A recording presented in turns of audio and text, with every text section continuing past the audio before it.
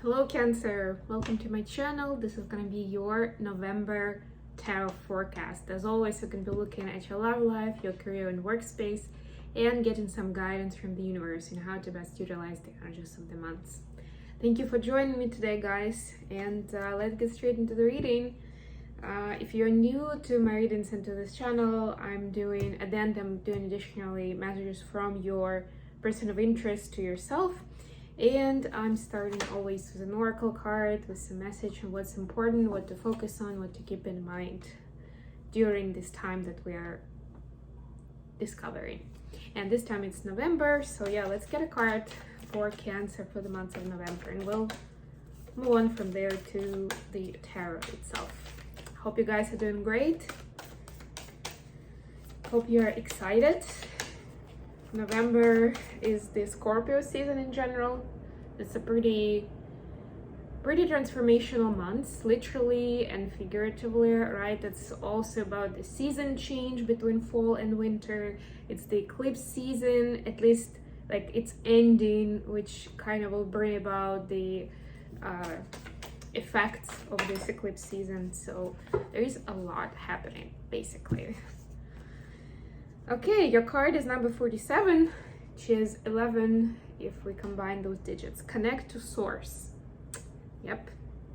Go within to discover what needs to be done. Create the shift required to attract what you want. Yeah, so this is a kind reminder that any and all transformations in your life, any big changes that you'd like to bring about, start with yourself, with your mindset, with your energy, with your space, you know, how you conduct yourself, your relationship with yourself. If you're looking to bring in a love relationship, or I don't know, mend fences with an old friend, or maybe get in a better place with your boss at work, you know, whatever it is, start looking at relationship with yourself first. And it's a lot harder than it looks or sounds. So yeah, I know it sounds pretty straightforward, and a lot of people talk in the spiritual world talk about self-love, self-care. I talk about it a lot.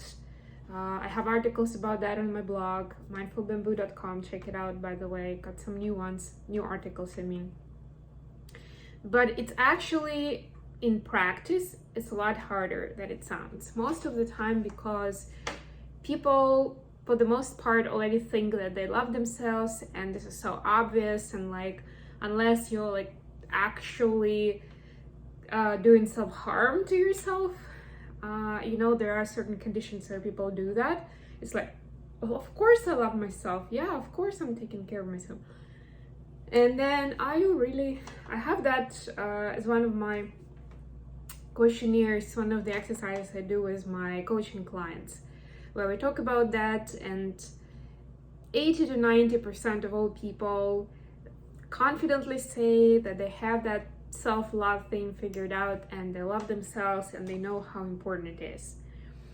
And then when we get to specific questions about specific choices they make, the priorities they set, patterns they follow, it turns out it's not really that simple. And a lot of times we give in to something that's easier, which is not really self-love.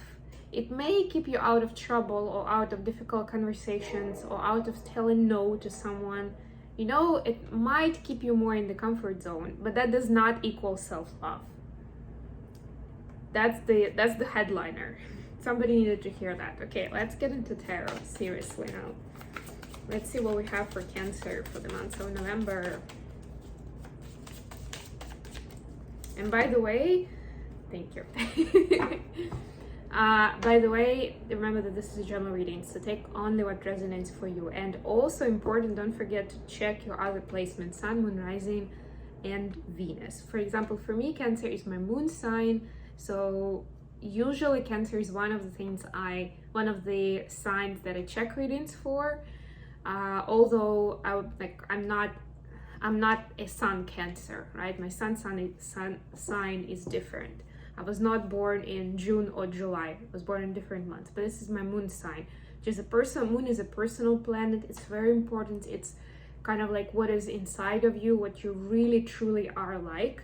right? Is that inner child space, which is why check-in messages for the moon sign, it may be, like, depending on the times, maybe even more important than the sun sign. For example, we are approaching lunar eclipse on the 8th of November, and that's going to be full moon as well. So of course, for me, like, if I'm checking messages for the full moon, it might be a lot more important to hear a message for Cancer than it would be for my sun sign or any other placements.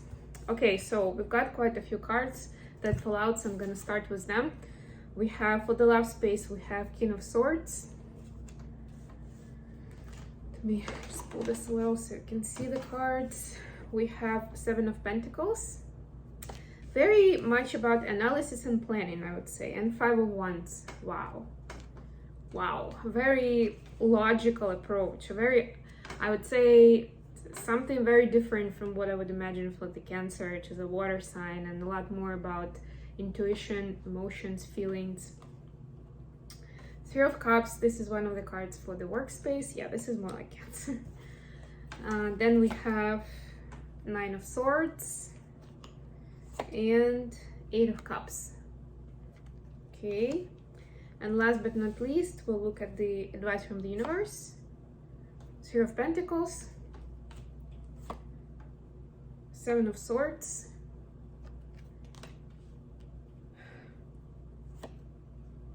Seven of Wands. Wow, sevens. Sevens are about going deeper into the spiritual space. Seven is a number of that, of the ether, so the different realm of the 5D. Six of Pentacles, reaching balance. So your goal in this month is to reach inner balance. And that's what we saw with this card, was the connect to source, and that's what we see with the sevens here. So it's like you're asked to leave aside material realm and what's going on around you, and I can confidently say, as a global collective, we're going through a lot of things, all of us, regardless of where you are in the world, your financial position, your social status, your age, your gender. It really doesn't matter. At this point, we're all going through some big stuff with everything that's happening in the world, and of course we all have our personal stories. So yeah, this is about being able to kind of abstragate from that picture and be able to focus on what really matters to you internally, what's going on there. And it might happen, of course, that some of those events from the outside trigger something inside of you. But it's important to focus, or to start your discovery, your analysis, what we saw here in the relationship space, from the inside, not from the outside, right? So start with your emotions and feelings. Those are your best, they provide the best roadmap of what do you even start with, right? To bring in balance, to get rid of negativity, of anxiety, of fear, and we see some of that energy here as well, right? And what I can tell, I mean, it looks like it could be dealing with an air sign here. So Libra, Aquarius, or Gemini. But most importantly, this is someone who is very logical and likes everything to be organized. Take gender how it resonates. Could be a man or a woman, even though this is a king in this case. But yeah, you're asked to basically see the difference between the blueprints that you're creating for yourself and certain stereotypes and even stigmas. I'm hearing the word stigma here, that other people are imposing on you. It could be your partner, it could be just the society in general. 501 is usually about impact of other people as a group even, right? It's like this noise that the crowd creates, that sort of idea. But this is energetic noise. This is distraction and either taking advantage of your energy or at least draining you of energy. And a lot of times it doesn't happen intentionally. Like, people don't necessarily come to you and give you a hard time to drain you of energy. But that's what happens essentially because of how energies works. And this takes us to quantum physics. I don't want to go into that realm because I don't want this reading to be very long. But yeah, basically it's about staying away from those distractions, from that noise and other people telling you how to do stuff. It doesn't mean that you'll just leave it to fate completely. No, there is still some planning advised for how your relationship is going to proceed, where you want to take it, how you want it to be transformed, even not just developed, but transformed, right? It's up to you to look at that and to kind of draft your blueprint and then agree with your person how you both see it, so that you're on the same page and your mutual expectations get met. You know, that compromise thing, big C, compromise, that we talk about so much in a healthy way, right? So that, and if whatever this roadmap is a list, really, sometimes it is, right? Like, what do I expect from our relationship? Maybe it doesn't mean, maybe we're already married and have kids, and like factually maybe it's not really something that we want to change necessarily, you know, like from the events, from what we do next. But maybe it's more about like, how do we want to shape up this relationship? What is important to us? And this is where it's good to also know what are your must-haves, or what are your deal breakers, and what are the things that are more of nice to haves that you would really, really like, but you can live without them, at least for now. Like, it's important to know what is it that you value, that you appreciate, that will make you happy and loved, and all those things. For the career space, we have 3 of Cups, 9 of Swords, and 8 of Cups. So I'm getting that some of you actually feel like you're not, have an impression that you're not doing enough at your workplace. It could be because somebody told you that, it could be just self-imposed impression, but it's something along those lines where you feel like it's like either you're not good enough for a job, or other people are doing more and they seem to be better at it, and you know, you're just not doing your part. And maybe you even got an idea why. What I'm here to tell you is that it's not really the case. It could be that it's not that you don't fit the job, the description, the workplace, but maybe that workplace is not fit for you, is not suitable for you. So essentially, if you feel like there is a dissonance, there is a misalignment here, right? Again, lack of balance, then it's not just about blaming yourself and getting anxious that you're doing something wrong, or you're having, for some of you, wow, it's just for a few people, that it feels like because you're having a lot of fun, it doesn't feel like you're taking it seriously. Like, you yourself are telling yourself that it seems like I'm not taking it seriously, I'm better than that, I should do better. But it's not really necessarily like that. That again brings me to the blueprints that you're supposed to create for yourself, right? And you should have at the workplace the same way you can have that blueprint of what is a success for you, what are you looking to achieve at your workplace, what is like, what are the main things. And I'm sure they are not going to include, like, I'm just always focusing on business and never having fun at the workplace, right? It's a very strange expectation to have, right? Maybe you need to dial it down a bit, but do not just say no to it completely just because at some point you've been told or taught that it's all supposed to be always serious and professional, and you're not really supposed to be having fun at work. Otherwise, something is wrong, right? It's not really the case. And last but not least, we have 3 of Pentacles, 7 of Swords, and 7 of Wands here. So stop deceiving yourself from your happiness. That's what I'm getting. Stop being too hard on yourself about what is it, and you know, about not being a team player, about not doing your part in a relationship or at work, right? You are doing all of those things, but it's important not to fall victim to the external expectations, because that way you will never reach content and happiness.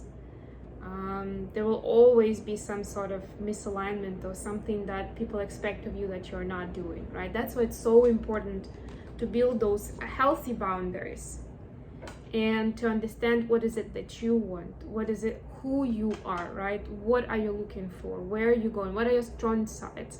What are your weaknesses, right? How do you operate with those? And usually that's like the golden rule of psychology, is that you're supposed to capitalize or to invest more in the area of your strengths and not spend too much time on your weaknesses, right? Weaknesses, you're supposed to know about them and kind of cover them up so that they don't drag you down, let's put it that way, right? So kind of take care of them, kind of maintain them, but mostly focus your energy and activity around your strong suit, your gifts, your skills, right? Okay, let's get you some messages from your person to yourself, Cancer. Messages for Cancer, please, from their person. Okay. So we have love is the answer, and do you even see me that way? I notice this is another 7. Yeah, so once again, you're asked and you see your person is actually also doubting, what's going on with you. They're a little confused. And in order for you to let them know what you want, how you see your relationship, right? What love really means for you. It's important to understand it for yourself before you set expectations or you build a relationship with another person. That's your golden message for this month's Cancer. Thank you so much, guys, for joining me today. I gotta run. I'm gonna leave you here. If you're interested in a personal reading or a coaching session, do not hesitate to reach out to me via an email address or commenting in a community board or through the website, whichever way you want. Bye, everyone.